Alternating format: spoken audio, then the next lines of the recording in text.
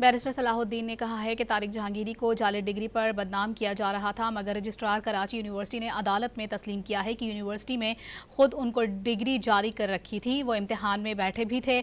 ऐसा केस नहीं कि डिग्री का वजूद ही नहीं था।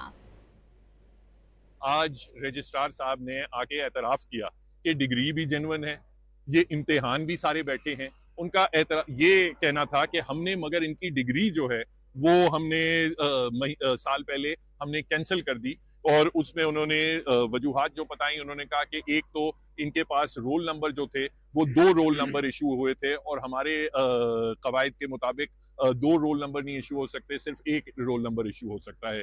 दूसरा, उन्होंने ऑब्जेक्शन किया कि इनकी जो इनरोलमेंट इस्लामिया कराची यूनिवर्सिटी ने तो डिग्री दी थी, मगर जो इनकी इनरोलमेंट इस्लामिया लॉ कॉलेज जो एफिलिएटेड कॉलेज है, वो इनरोलमेंट जो है वो अभी उन्होंने इस्लामिया लॉ कॉलेज ने हमें खत लिखा है जिसमें उन्होंने कहा है नहीं, ये हमारे पास नहीं पढ़ते थे। तो उस बुनियाद पे हमने इनकी डिग्री कैंसिल की है।